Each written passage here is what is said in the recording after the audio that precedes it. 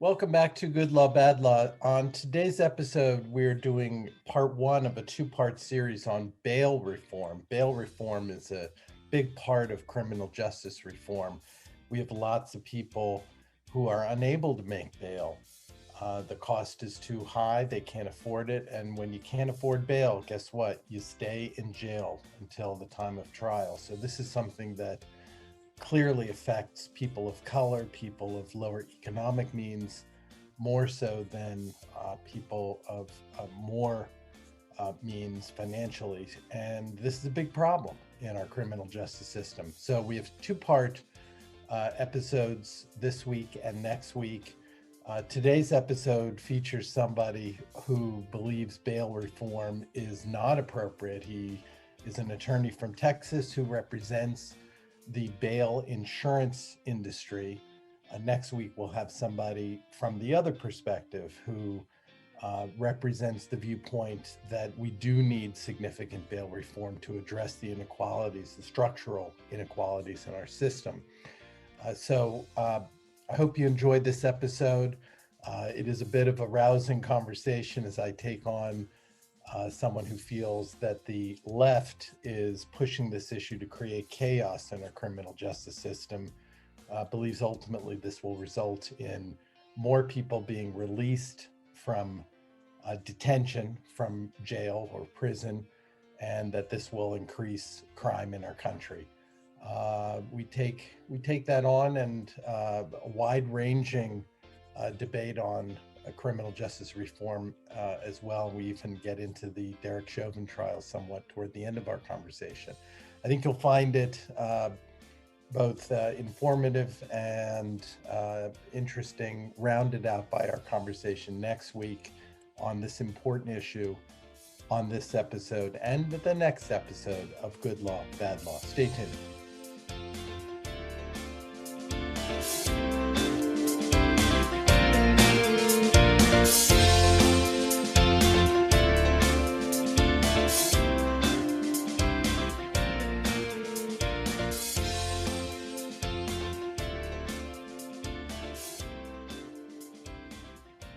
I want to welcome my guest on today's episode, Ken Good. Ken is on the board of directors of the Professional Bondsmen of Texas. Mr. Good, thank you so much for being on Good Law, Bad Law. Well, thank you for having me. I love the name of the show, Good Law, Bad Law. Ken Good on the show. Thank you very much. You are the first bondsman we've had on the podcast, and that may surprise some people that we're talking to someone who has the background that you do, but the issue of bail bond is so important in any conversation about criminal justice reform, and has become an increasingly hot topic of discussion as part of criminal justice reform debate. That when I was invited to have you on the program, I readily accepted, because I know that we would all learn so much from someone with your background. So I really do appreciate you being on the program. Do us a favor, Ken, and give us a little background on yourself and the work that you do as a bondsman in Texas. Well, I'm going to surprise you, because I'm not really a bondsman. I'm an attorney who represents bondsmen. There we go. I grew up in a really small town in Texas, around Abilene, Texas. Had two public school teachers, parents, very blue collar values. My grandfather was a sharecropper, a deacon of his church, was a very unique person who you didn't want to, he made you want to be a better person. I went to, graduated from high school, 24 people, was probably a farming town, so I was behind when I went to college. Caught up, graduated in 3 years, got a master's degree, went to law school, started practicing law, started arguing cases at the appellate courts, got board certified in civil appellate law, and then someone called me and said that they were a bondsman and they had 45 default judgments, and they had asked somebody, who do you call when you have a default judgment? And they said, we need an appellate attorney, and a really good one is Ken Good. And so from that, word of mouth, I started representing bondsmen. I am Texas counsel for several insurance companies. I represent bail bondsmen across the state of Texas. I've argued the two most important cases in the bail industry in the last 10 years or 20 years at the Texas Court of Criminal Appeals, and the industry won both of them. I'm on the board of directors for the Professional Bondsmen of Texas. I'm on their legislative committee. We propose bills to the legislature to improve the criminal justice system. We argue for and against bills before the legislature. We're a resource to many elected officials, providing our insights on the industry. I mean, there's a reason why the bail industry has been around for over 200 years, because we do a good job, and we do a good job at getting people to court, which is, the conveyor belt that keeps the criminal justice system moving. As we found from the pandemic, if people don't come to court, the court quit doing anything. And we now have several years backlogs of cases that will have to be resolved. And now what are we doing? We're talking about limiting the use of private surety bail, which is the very thing they need to use more of to get caught up. Mm-hmm. And how, I mean, I practice on the civil side, so I'm very familiar with the backlog that the pandemic has caused in the civil dockets, certainly around Pennsylvania.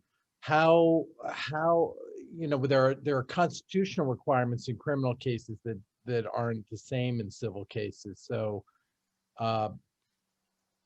criminal cases need to proceed more expeditiously to preserve people's constitutional rights. But how does the issue of bail play into the backlog that you're referring to in the criminal dockets? Well, before this pandemic and before, we started talking about criminal justice reform, some of the things that were driving it was just jail overcrowding. And in Texas, we have a large amount of the population that's in the jail pre-conviction. Mm-hmm. And so we see a lot of the reforms being pushed because we've got a large number of people sitting in jail pre-conviction. The problem is, there's so many misconceptions. These are really dangerous people awaiting trial. They're in jail for a reason. This is not, first-time misdemeanors that are being held in jail because they can't afford bail. I think we've proven that. I don't think there's any first-time offenders in jail that are being denied bail because they can't afford it. I think what we're seeing is, like the Harris County Jail right now, the pandemic has stopped cases from being tried for a year, except for pleas, and the jail's full. Mm-hmm. The jail's full after they've tried a bunch of reforms. And as the DA testified before the legislature, it's full of very dangerous people who do not need to be out of jail. They need to be there until they're tried. Well, but there are a lot of people who can't afford bail, whether they're first-time offenders or repeat offenders. What about those people? Well, I think that's okay. Harris County, they were sued in federal court, and that was the big argument, that there was a lot of people in jail because they couldn't afford it. I think the expert witnesses said that the turnover rate, people who were arrested, released for the misdemeanor, was about 3% of the jail population. So I don't think we're talking about a very large group. I think it's very small. And, right now they've tried reforms in Harris County. So unless you're charged with one of 7 crimes, you never even see a magistrate. You just get released on a $100 PR bond. So, in fact, that's one of my criticisms of the Harris County system. You never see a magistrate unless you have one of the carve-out offenses that you're charged with. And no matter how many. What are those carve-out? The more severe misdemeanor offense, like a third-degree DWI, burglary, stuff like that. But the problem is, if you just commit a crime that's not on the 7 list carve-out, you never see a magistrate, no matter how many times you do it. So there's no gatekeeper reviewing to say, hey, this is the 10th time you've been arrested for this crime and we're not resolving your cases because of the pandemic. Maybe you need to either have a higher bond, or maybe you need to set it in jail for a while, because one of the elements that you look at for setting bail is public safety. And if you've been arrested 5 or 6 times and charged with the same crime, you're not in jail because you're poor. You're in jail because you're a risk to public safety. Mm-hmm.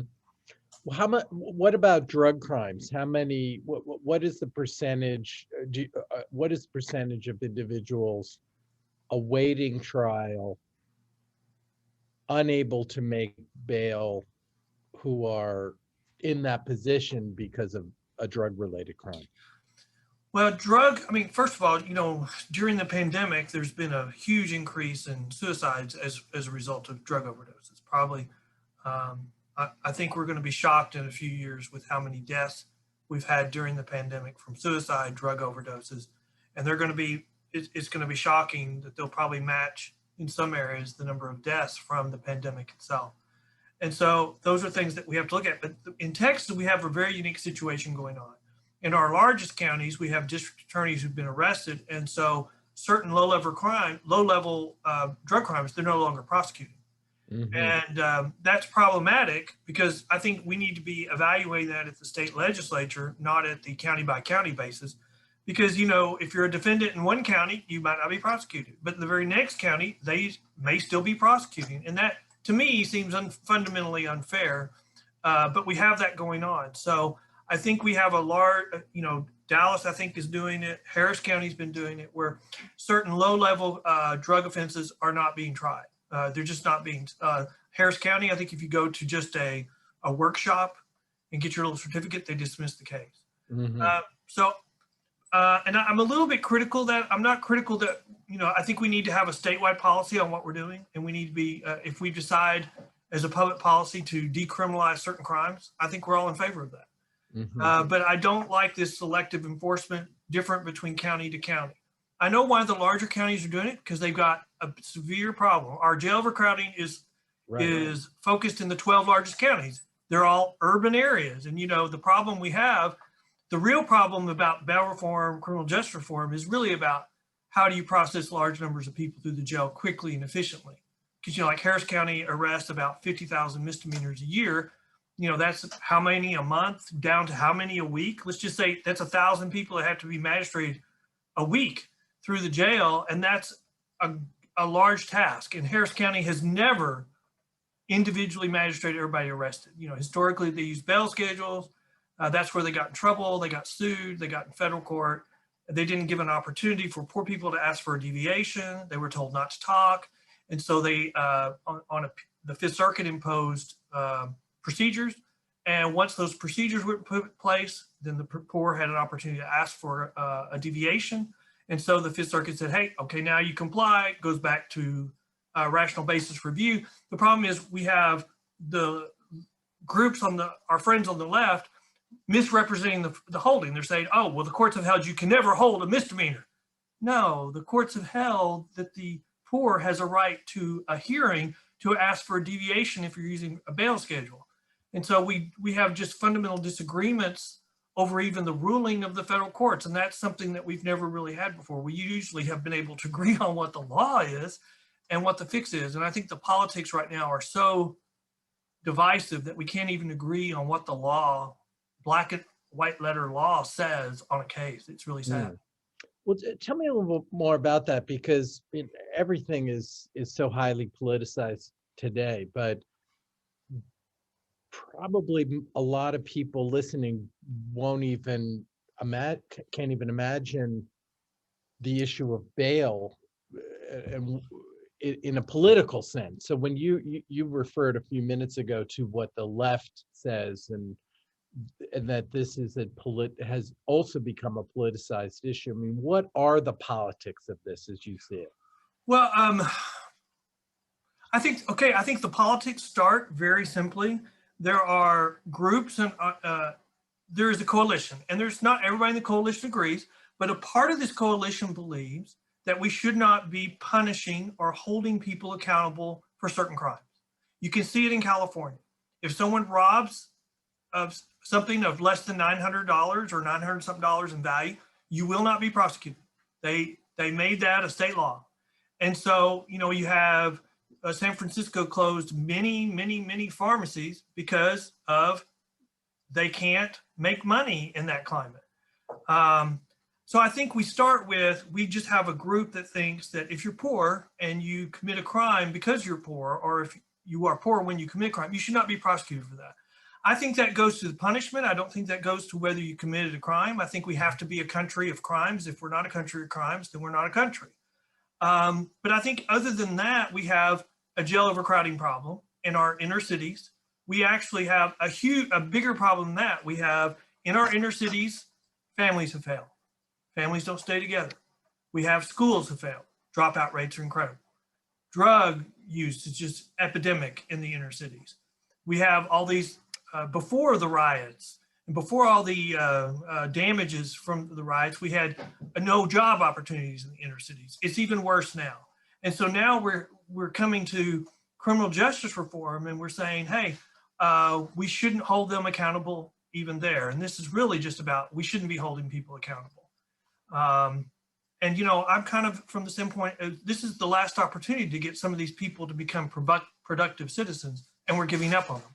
I mean, the perfect example, you are a misdemeanor person in Harris County and you get the green, you get arrested. Hey, they didn't do anything to me. I get arrested again for the same crime. I mean, ultimately you get the green light and you start thinking, you know what, I can do more. We've had over 100 people in Harris County who have been killed by individuals who were out on multiple bonds, multiple PR bonds, free bonds given to them by the courts. And so now we have the public starting to perceive that the defendants have greater rights than the victims.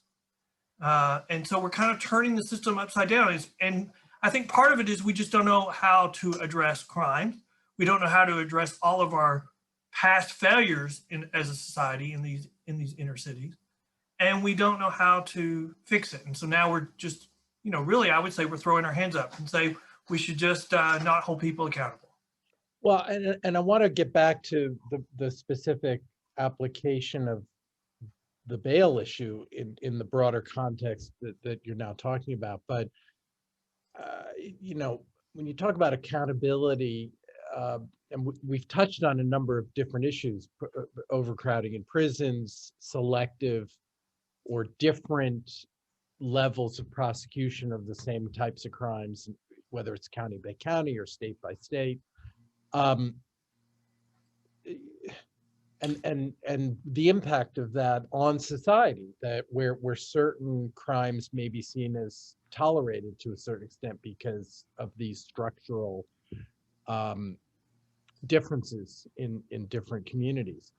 But you know, so just to touch on a few of those, I mean, let's take selective enforcement of criminal laws. I mean, there are many people who have been prosecuted for drug crimes, small level drug crimes, who are sitting in jails.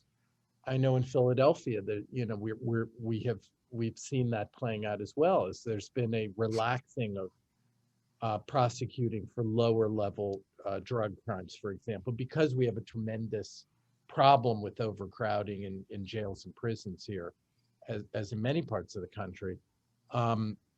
But you know, if you zoom out even a little further to get at what you're raising here, I mean, we have people who don't pay taxes, you know, for example, and some of that's legal. You know, some people just have the ability to hire better accountants and can better legally avoid paying taxes that someone else might not. But you also have a lot of people not paying taxes unlawfully, you know, but we don't have the resources to prosecute everybody who is unlawfully avoiding paying their fair, you know, their proper and legally required share of taxes.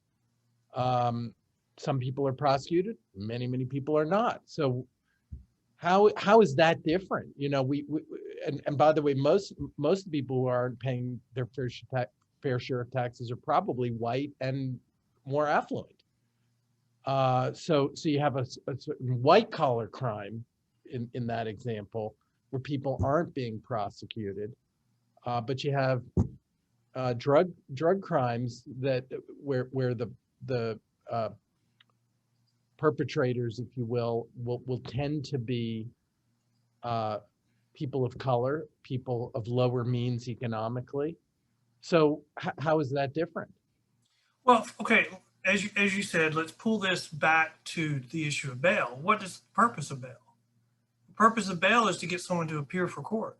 So by the time we're getting involved, the decision of who to prosecute, whether to prosecute, or whether to file charges has already been made. We have nothing to do with that. Mhm. I mean, the only purpose of bail is to get someone to show up for court. I mean, that's what we do. That's what we do well. That's what we do better than anybody else. And if they're telling you anything different, then they're misrepresenting. That's we have half the failure to appear rate of any other vehicle. The Vera Institute was talking to some judges recently saying, oh, you should be fine with these reforms.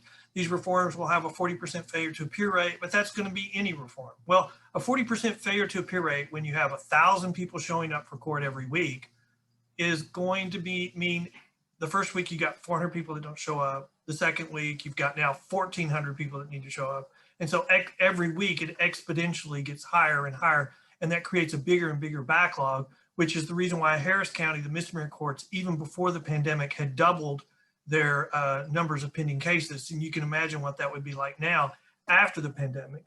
But to answer your question specifically about selective enforcement,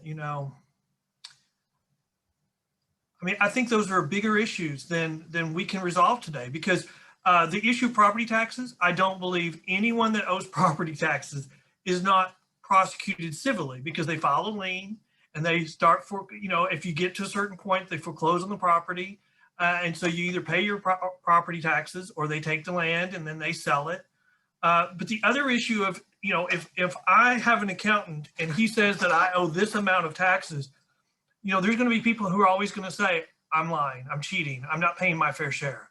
Mm-hmm. But that's not an issue for the courts. That's not an issue. How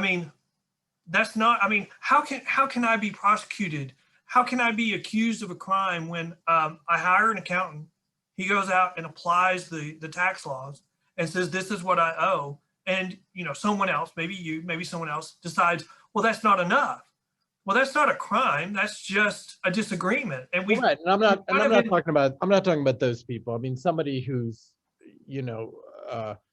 found a loophole and it's a lawful loophole, or it's just the way the law applies. Yeah, or just understands how the tax laws apply better and is able to, hire a good accountant. And I mean, let's look at the pandemic. The pandemic, we've had how many rounds of stimulus for people, and my wife also works. She's also an attorney, and we have a daughter in college, and we haven't really qualified for any stimulus funds for individuals or for families, and we didn't qualify for any financial aid for our daughter being in college. And I sure would have liked some when I was paying Baylor University a whole bunch of money, but those are bigger issues. It's kind of like the whole, where have we failed people in our urban communities? How many different ways can we fail them?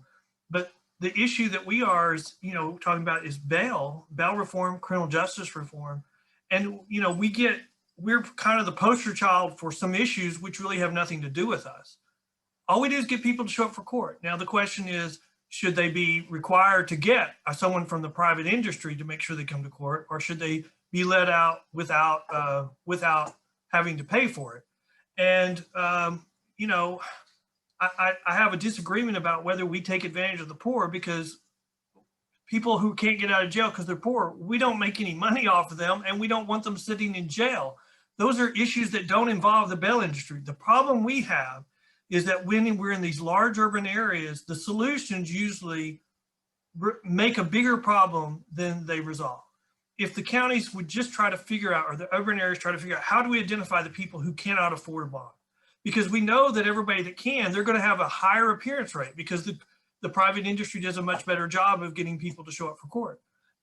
If we would try to set up systems that would identify them, so that we could focus on just the people who clearly cannot get out of jail and take that on by the government, we would have a much better system. But I think we have friends on the other side, part of the coalition, that wants chaos, because chaos, they can take advantage. And I think that's what we're seeing. All right, but before I get to that, just explain how the bail system, with private insurance providing essentially the coverage for bail,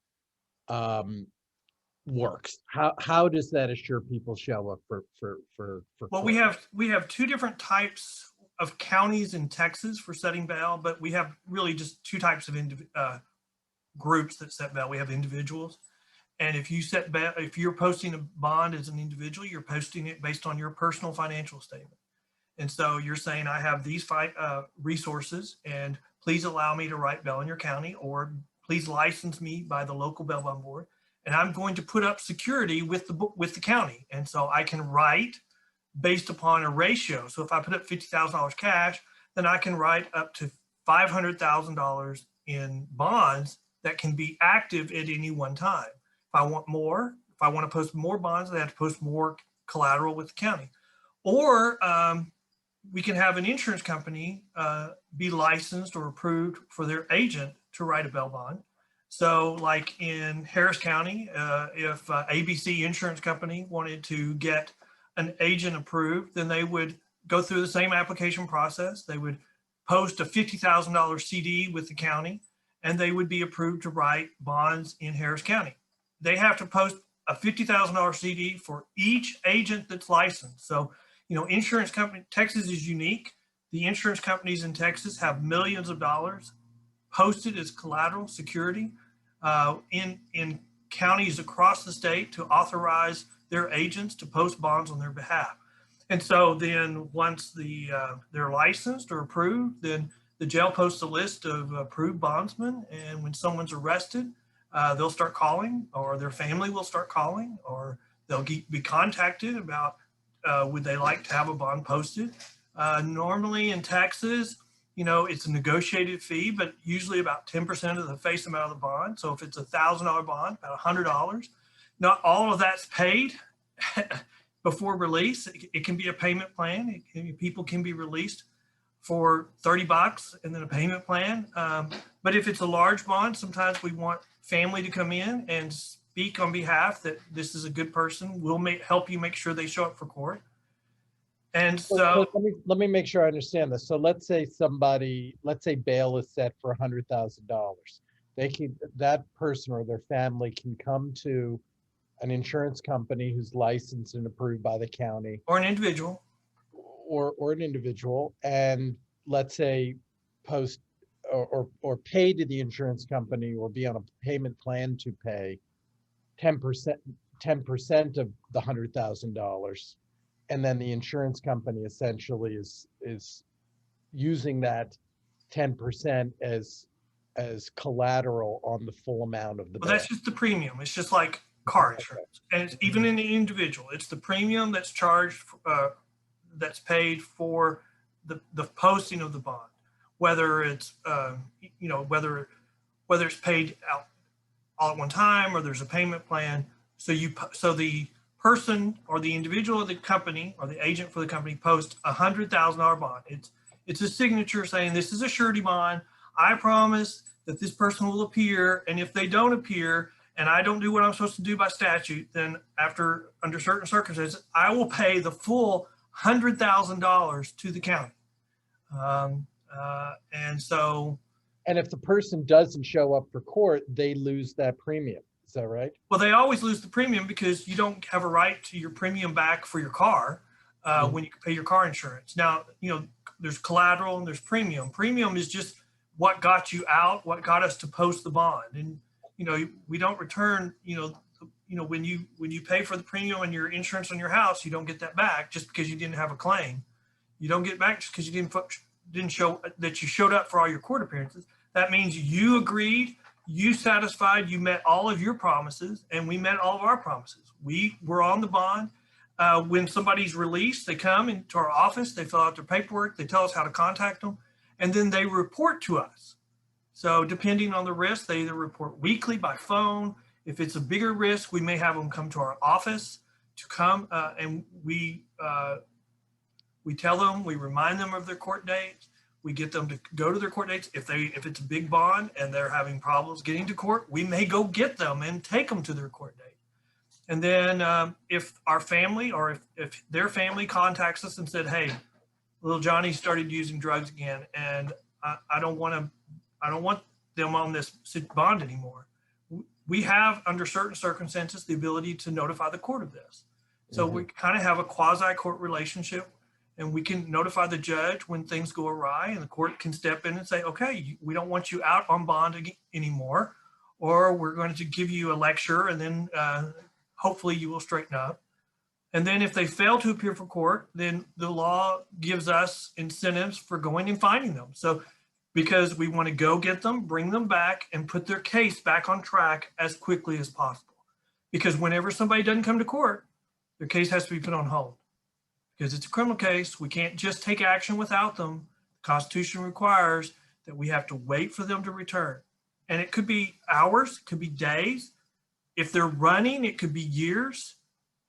It could be that they have to commit a new crime before they come back into the system.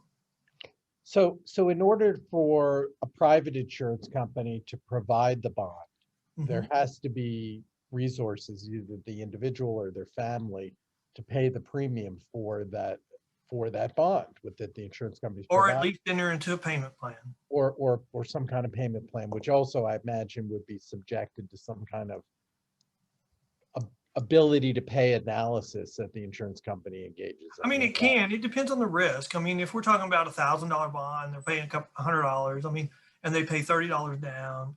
I don't think so. But I think it's all dependent upon the risk. You know, we have all this analysis, all this debate about risk analysis. Bondsmen do a risk analysis every time they post a bond. Right, and some of that risk analysis is directed to what is the risk of the person not showing up for court, because the insurance company is, as you explained, is promising the court that it's going to pay the whole amount if the person doesn't show up. Well, and that's really all we do. We guarantee appearance. Yeah. So, And I mean, that's what we're evaluating. Are they a good risk on not appearing? So how many people is the private bail insurance industry? I mean, is there any analysis of the economic or socioeconomic breakdown of the people that industry is serving? No, there's not. In fact, there was a couple of years ago, the number of cases, and I just don't remember them because I probably never knew them in detail, but the private surety bail, I think another way to look at this is, you know, in Texas, the courts have delegated giving notice of court settings to the bail industry. And so when you look at it like that, you realize this is a huge undertaking. So when the counties start setting up their own departments to try to take this on for poor people, they don't realize what a big job it is. And there are things that we do that no government entity can ever do. Like, you know, we have incentives to go find people. You know, if you don't show up and you're on a PR bond, nobody's going to go look for you, because all they did was evaluate whether you're a good risk for a PR bond, reported that to the court, and the court granted you a PR bond. If you don't show up, nobody's going to call you. They're just going to issue a warrant. The warrant's going to go down to the warrant department. It's, you know, in a large county, it's going to join the tens of thousands of other warrants that are waiting to be served. And so from that perspective, you know, the case is, if they're running, the case will not get back on track quickly because there's no one looking. They're waiting for them to commit another crime so the warrant can be served on them, or they're just waiting for them to come back on their own volition.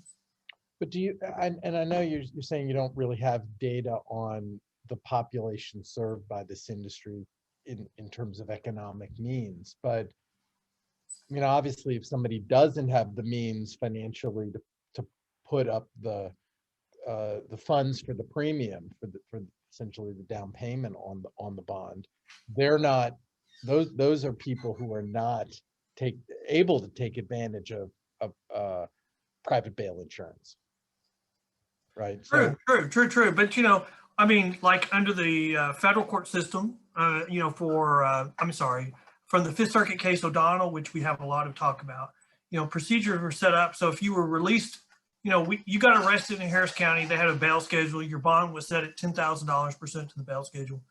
If you got arrested and you said, I can't afford that, well, within 48 hours, you would have a hearing. And the judge would look at you and you would say, I can't afford $10,000. And they'd say, okay, well, let's talk. What is your situation? And if the court said, okay, I've evaluated you as an individual, and I've decided to change your bond to $9,000 because of all the factors. You know, ability to pay is not the only factor. It's one of 5 factors. And so in that situation, you know, the constitutional procedural requirements have been met. You have been personally evaluated by the judge. She or he has determined your situation and determined what amount of bail should be set for your risk. And then we have other cases that say the fact that you can or cannot pay that doesn't mean that you have to have the bond changed to an amount you can afford. You've had your procedural due process requirements met.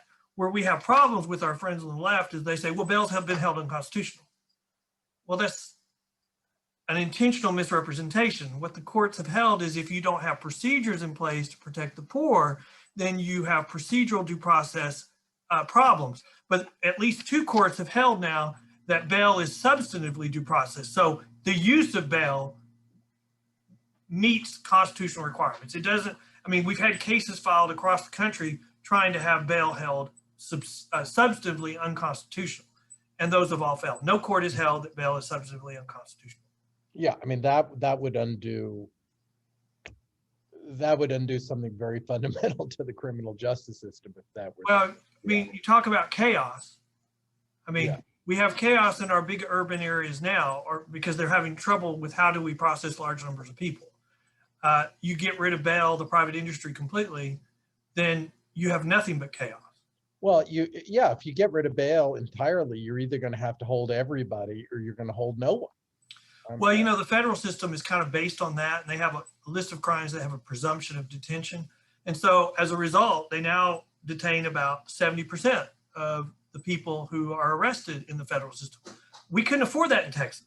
I mean, a lot of what you see now going on in Texas with criminal justice reform, and like you said, we're no longer prosecuting low-level criminals for certain drug crimes. It's not because of anything other than we don't have anywhere to put them, and we don't want to build more jails. So we're telling our public, you've got to put up with more crime, whether you want to or not, because we're not willing to house them anymore. Well, hold on a second. I mean, let me push back on that last part of it. I mean, the reason we're seeing in communities across the country, and again, I'm in Philadelphia. We're seeing it here. I'm originally from California. I'm familiar a little bit with what's going on there. Part of the reason is overcrowding of jails and prisons for sure. Part of it, though, isn't it because attitudes about what is a crime, in particular in what we now call lower level drug crimes, has changed. I mean, in the last decade, many states, I think nearly half of the states in the country now have fully legalized marijuana, for example. That wasn't true 10 years ago. And it's also because we have some greater understanding of the racial disparities in the overcrowding of our jails and prisons. And that speaks to not the greater prevalence of such crimes in communities of color, but speaks more to the issue of higher rates of prosecution in communities of color. So if you have overcrowding and that's the only thing you're looking at, sure, you can see things in that way, but we have a history in this country of over prosecution of people of color, over prosecution of people of lower economic means, higher prosecution rates of lower level crimes like drug crimes, possession, small amounts of possession, for example. You people sitting in jail, serving long terms for drug crimes that by today's standards would never be prosecuted. Well, I think there's some of this that I would agree with you, but there's other parts that I probably would not agree with you. And let me tell you, I think I agree with you that society is setting the standard on a lot of this. Mm-hmm. But the over-incarceration was set by society when we had this war on drugs. And so we had set more incarceration rates, higher punishment rates, less discretion for judges on a lot of drugs. Uh-oh. Wait a second. Oh, now you're back. Okay, we lost you for a second. So we decided to have a war on drugs. And I think that now we're evaluating that differently. But where I will challenge you to see if I can affect your opinion on the edges a little bit is on conviction rates. Because I would argue, or I would suggest, is our over incarceration of certain demographics really because we have crime concentrated in urban areas? And in our urban areas, we have flight of some socioeconomic groups, leaving a concentration of other minorities in those areas where they have schools that have failed, families that have failed, opportunities failed, drug use skyrocketing. And as a result, those become concentration areas for nothing else but crime. And so I would argue that some, maybe not all, but some of the higher incarceration rates are a direct result of our higher population urban areas, especially when you look at Texas, where the overcrowded jails are in our 12 largest urban areas. That would seem to argue in support of my position. But I would say historically, I agree with you that Well, there have been. isn't overcrowding in urban areas because there are more people there? I mean, if you have more people, Well, but I if mean, you've got overcrowding, that doesn't necessarily mean the rates of crime are higher. I mean, rates could be the same, but you just have more people, and that's why we have more judges in the court here in Philadelphia than we do in neighboring Montgomery County. You just have more people here. I don't think it's just more people. I think you have, I mean, okay, let's look at it a different way. If you have an urban area that has more crime, but the urban area is mostly one demographic, then the group that's there is committing crime on the same demographic. You know, in Smith County, we have, I mean, we're probably as good old boy as you get, especially when I moved here 30 years ago. But one of the first DAs that was very popular with all segments, even the Democrats, was because he prosecuted crime on a colorblind basis. He didn't care what your demographic was. If you were, you know, in some areas of Texas and probably the Deep South, just because someone of a certain socioeconomic group or racial group was killed, maybe, well, okay, who cares? That did not happen. He became popular because he didn't care. He was colorblind on who the victim was and who the defendant was. And I think that if we look at it from that perspective, I just think that we just can't say this is all because we're just putting too many of one socioeconomic group, one racial group in jail. I think it's a bigger issue than that. It's not just that simple. I think that our large urban areas where we have so much failure and people that can afford to leave those areas have left, just like people are leaving California now and looking for other opportunities in other places. The businesses that can afford to leave are leaving. I mean, I don't think anybody's going to say left or right that these issues are simple, but fact is I jaywalk every day. I never worry that anything's going to happen to me. You know, I lived in New York for years. I've lived in Philadelphia for 30 years. I don't think twice about it. But 2 black teenagers in Kentucky jaywalked and they were taken to the ground by police. I'm not saying that defines the entire situation, but you really, I mean, I think a colorblind prosecutor like the one you're talking about in Smith County, I mean, I think historically that has to be by far and away the exception. You know, you have 2 black teenagers taken to the ground, handcuffed and very roughly handled for jaywalking. I'm a white male. I never worry about that. I mean, doesn't that speak to that? And I know that's such an innocuous example in many ways. We're talking about jaywalking. We're not even talking low-level drug crime or more serious crime for sure.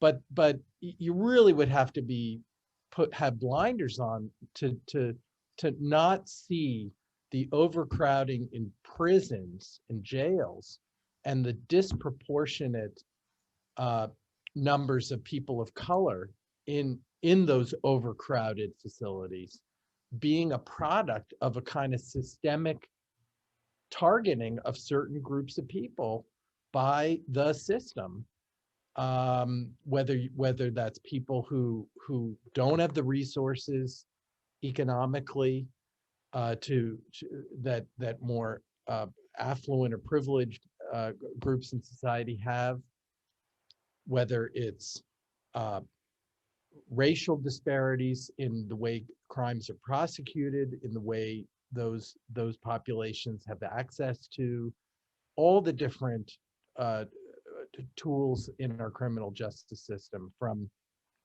access to lawyers, to access to bail, to access to, just avoiding being targeted by police in the first place. New York's stop and frisk has been widely acknowledged to have had a very strong racial component to it. You didn't have white people stopped and frisked in New York City the way you did people of color. So, I mean, to say that that's not a part of the conversation, though it certainly isn't the entirety of the conversation.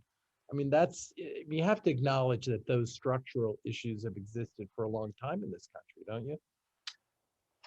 No, I don't. I don't think so. And, Yeah. and I know that this is one of those areas that just causes a sharp debate. And there's people that would probably be listening to this and go, Ken's an idiot.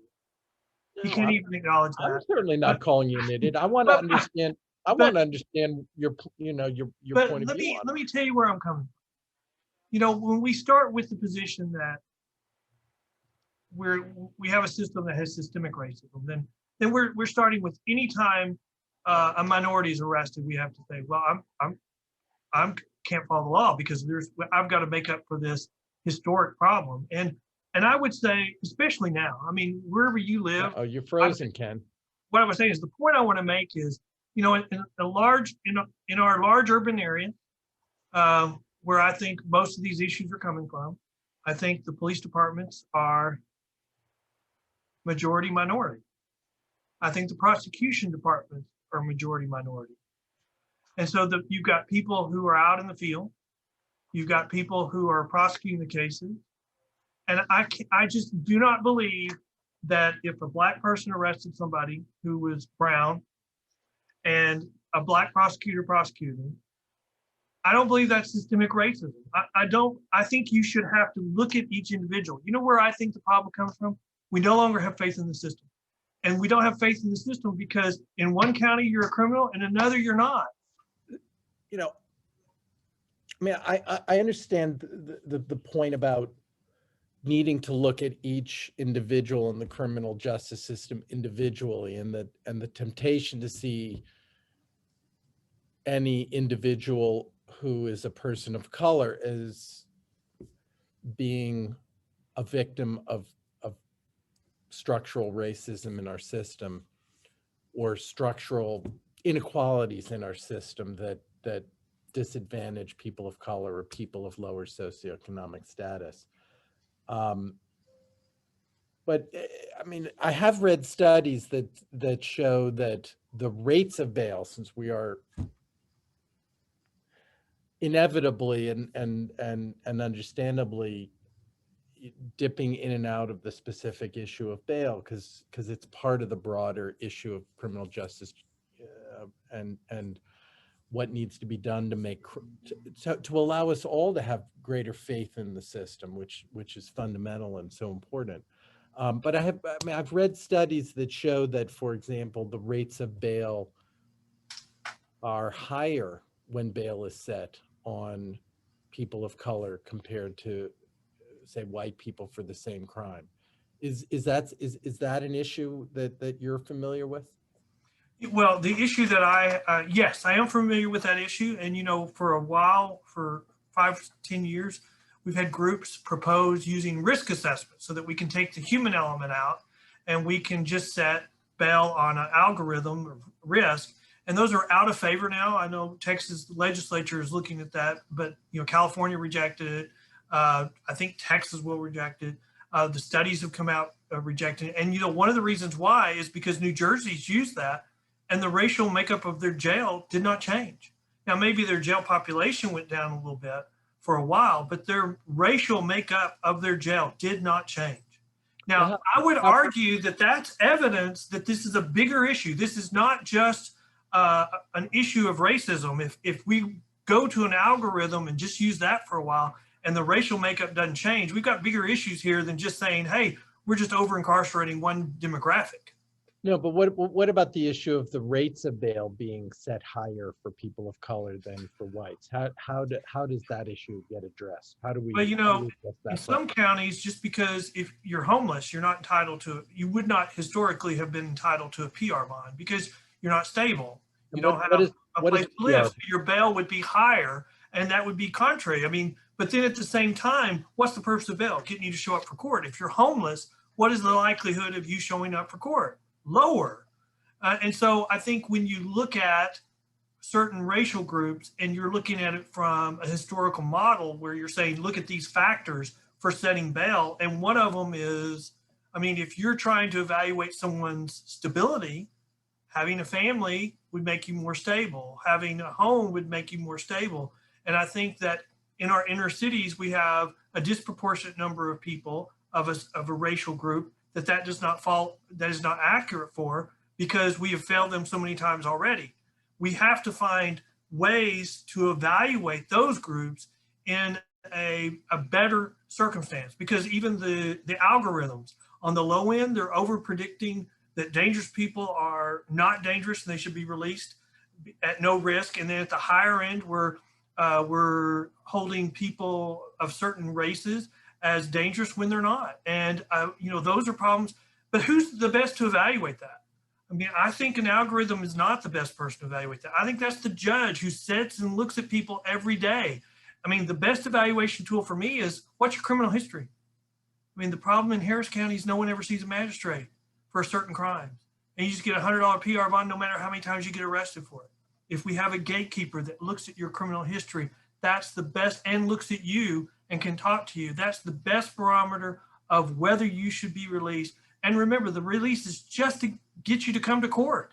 If you're not going to come to court, then you should be held in jail. But we have some places in Texas and some places in the country right now where they disagree. Even if you don't show up, they're not going to hold you accountable. They're still not going to put you in jail. And that's what's causing some of the chaos that we're seeing.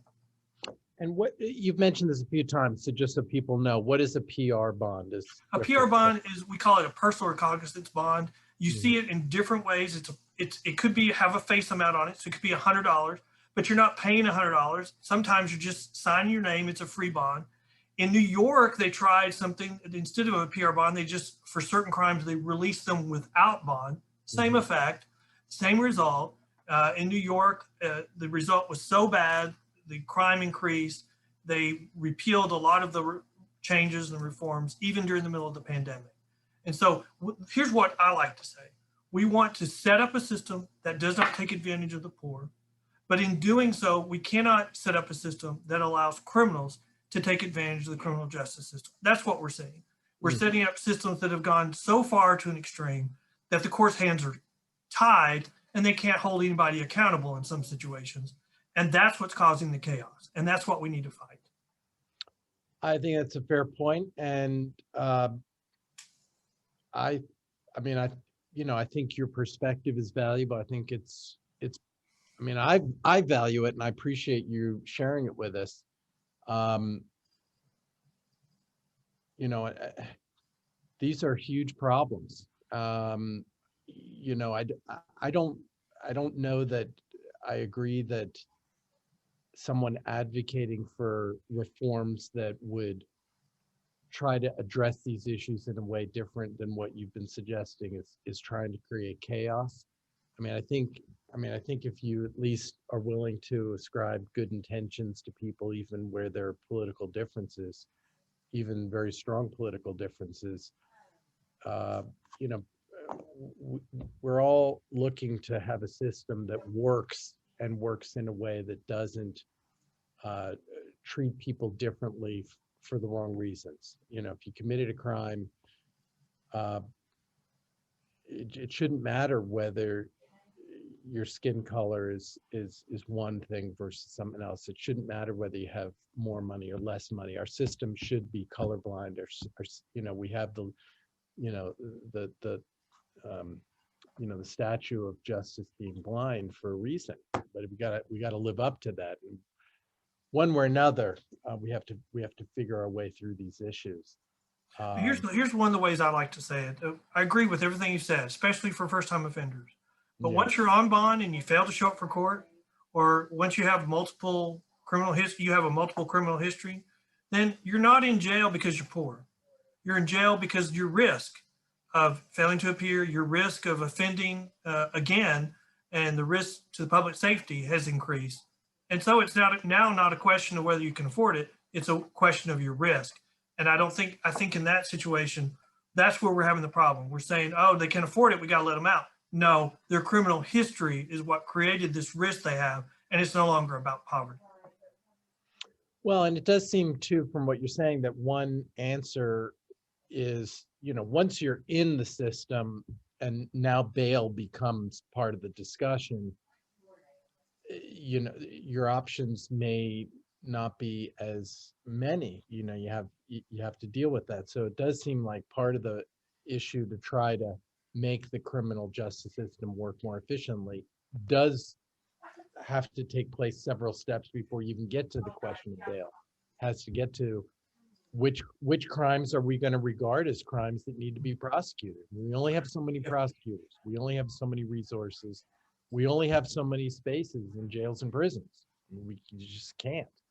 Well, look at Texas. We have people moving to Texas left and right. We have no discussion about opening or building new jails. We only have discussions about closing existing jails on the state level. And we've got more people coming to town. We've got more people that are going to be committing crimes, but we're not going to be setting up a system that can address them. So I agree with you. We only have so many places, so many seats at the table of prison.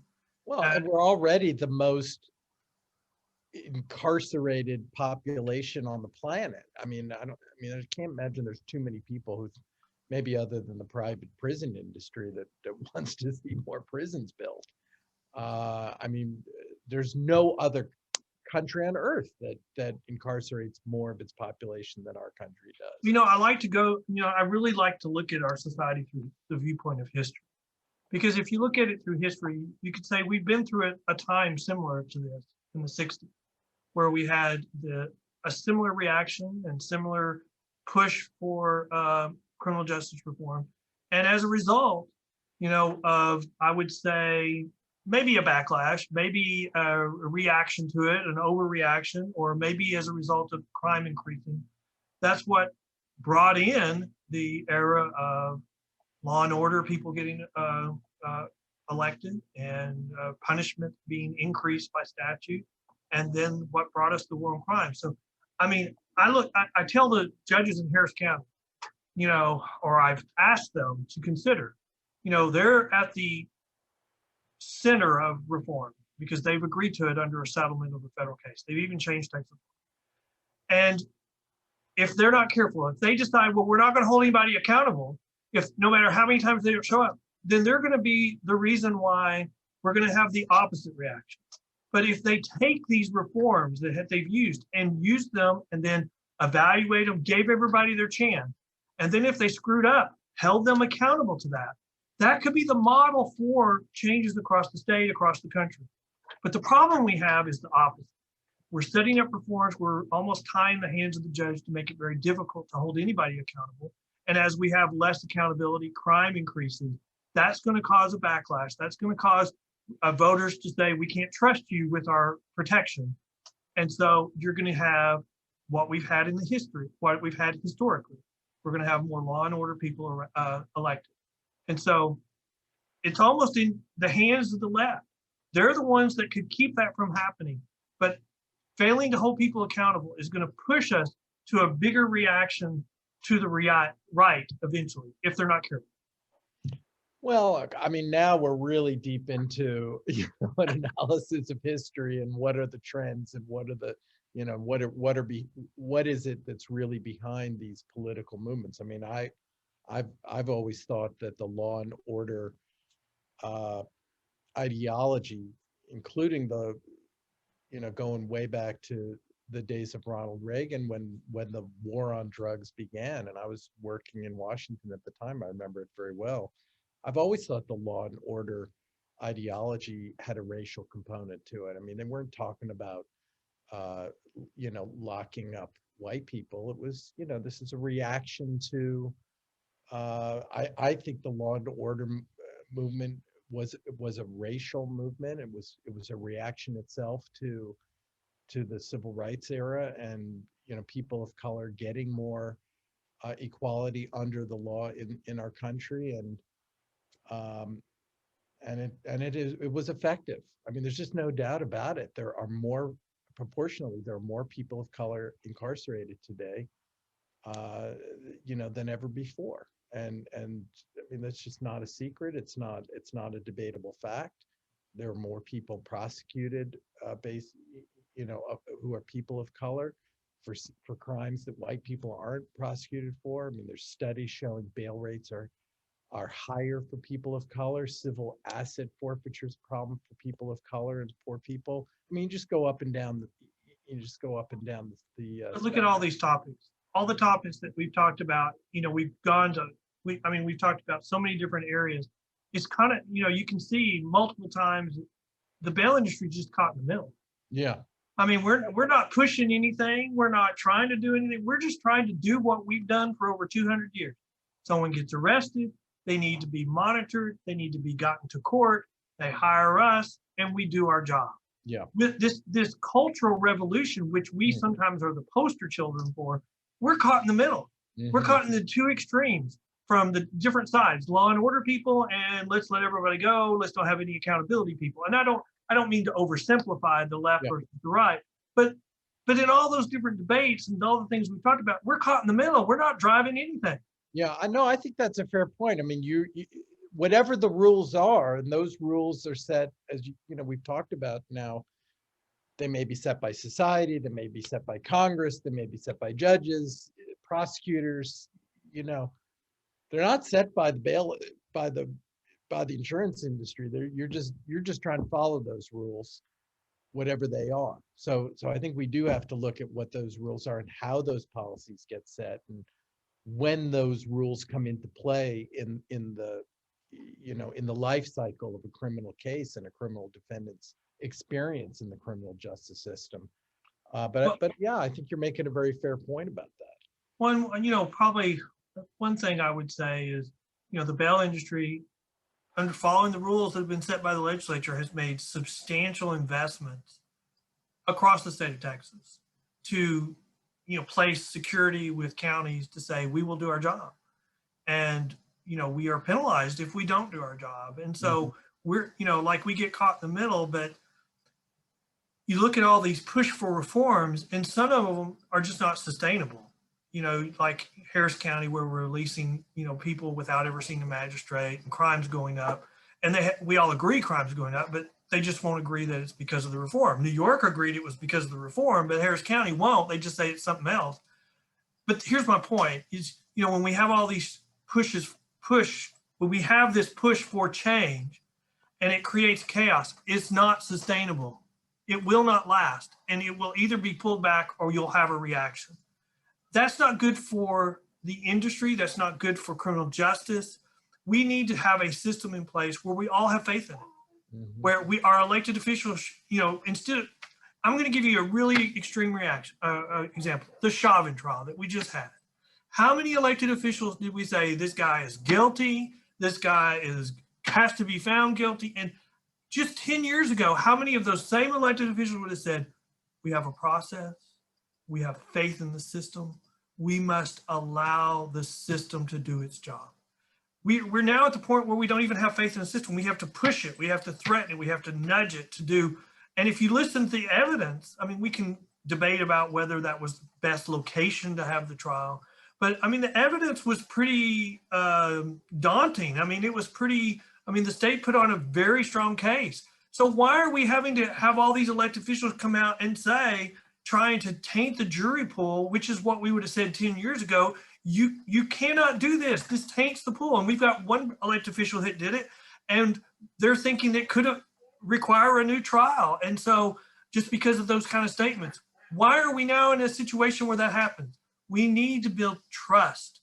That should be our job as elected officials, or if I was an elected official, It should be your job as an elected official to encourage faith in the system.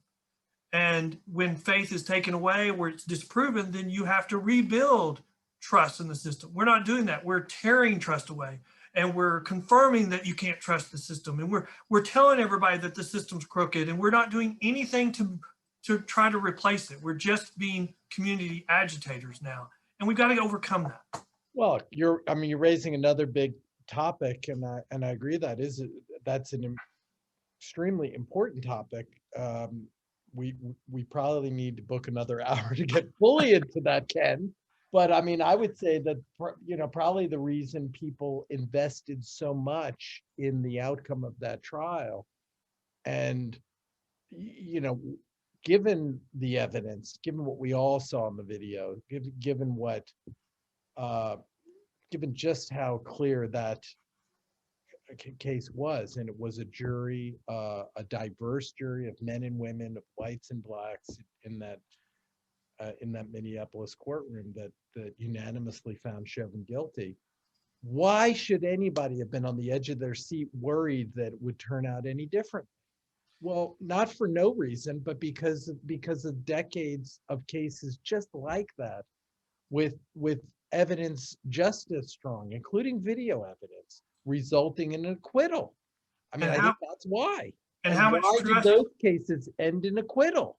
and how why much did those cops not get prosecuted? Why are there cops that have, I'm involved in a case right now where the prosecutor has completely distorted and twisted evidence to avoid the prosecution of a police officer. That kind of thing happens every day in the criminal justice system in this country. And when it happens day after day, year after year, decade after decade, you can see how people would build up a tremendous anxiety over the outcome of one particularly egregious case. But here's my point. 2 years from now. I'm not saying it's a good thing, by the way. I agree with your fundamental point that we ought to have. It would be great to have faith in our criminal justice system so that we trust the judge and the jury to find the facts and apply the law, and do so impartially, without regard to race, without regard to socioeconomic status. I think that's the ideal we should all be working for. But we have not had that experience in this country for 200 years. And that's why there's this tremendous anxiety. That's why people have taken. How are we going to build up trust, though? 2 years from now, we're at the Court of Appeals on the Chauvin case. The Chauvin and the Court of Appeals, heaven forbid this happen, rules that because of the comments of several of the elected officials, we're ordering a new trial. Now, everything, do you think the people that were in favor of the conviction are going to believe that are going to lose faith in the criminal justice system if that happens? I do. I believe the people that we built up trust with from the guilty verdict will now lose faith again. And it was unnecessary. It was completely unnecessary. You saw the case that was put on by the prosecutors. Everybody saw the case that was put on by the prosecutors. Why did we need a parade of elected officials saying what they said, and that under the rules could create a grounds for appeal? The judge said one of the comments could serve as a basis for ordering a new trial. And that would be, the cost to the county, the cost to the state, the cost to public safety, the cost to the reaction, the public, the cost to the trust in the criminal justice system will be enormous. And it was silly. Should have never been done. Well, look, I don't think there was any comment that would constitute reversible, a grounds for reversing the conviction. I don't think you can keep everybody's mouth sealed shut. I don't know that, I know I saw some dispute or debate about President Biden's comments. He didn't make any comment until after the jury was already sequestered and was deliberating. Others didn't show such restraint. It's true, but I've tried cases for 25 years. You can't really stop even jurors from reading the newspaper. They're not supposed to, but they take a solemn oath to disregard what they might hear or read, or whether it's in a newspaper, on TV, or on the internet. I mean, I do have fundamental faith in the jury system in that regard. I've seen lots and lots of people selected for jury duty. The moment their name is called, that they've been picked for the jury, many of them will shrug their shoulders or kind of breathe out a groan. But by the time the case gets to deliberations at the end of the trial, those jurors are locked into their role. They take it seriously. They understand the importance of their obligation. And I would say far more times than not, overwhelmingly, I've seen jurors take that obligation as seriously as they should. And I'm not saying that because they always agree with me. I'm saying I see them take their role and responsibility real seriously. And I don't think anything that some member of Congress or other elected official said being able to be demonstrated as having any improper effect on that jury. Well, if we just bring this situation back to, our bail topic, the jury was able to deliberate on this case because we as a bail industry did our job. We got the defendant to court every day.